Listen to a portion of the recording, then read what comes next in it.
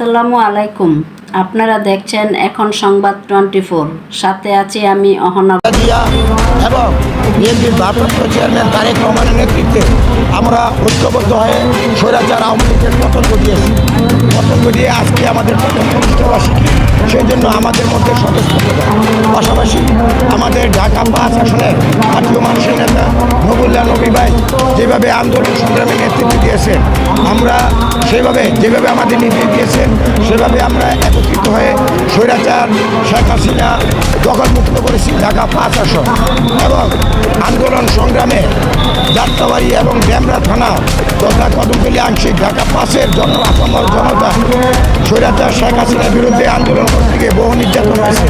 কাজেই সেই নির্যাতনে বহিঃপ্রকাশ আমরা হাসিনা বিদায়ের পর আজকে আমরা খুশি এবং আমরা জাতীয়তাবাদী আজকে যে প্রতিষ্ঠাবার্ষিকী সেটা আমরা উদ্যাপন করতেছি এবং সবাই এই জন্য আমরা খুব খুশি আছি। ধন্যবাদ। চাঁদাবাজির ব্যাপারে আমাদের নেতা নবী ভাই জিরো টলারেন্স আছে। যাত্রাবাড়িতে তথা ঢাকা 5 আসনে ডেমরাতে কোনো চাঁদাবাজের স্থান নাই। আপনারা দেখতেছেন যে চাঁদাবাজদের বিরুদ্ধে প্রতিদিন প্রতিবাদ মিছিল হচ্ছে, আন্দোলন হচ্ছে, সংগ্রাম হচ্ছে। কারণ আমরা আন্দোলন করেছি, সংগ্রাম করেছি চাঁদাবাজির জন্য নয়, আমরা আগে গণতান্ত্রিক রাষ্ট্র প্রতিষ্ঠার জন্য।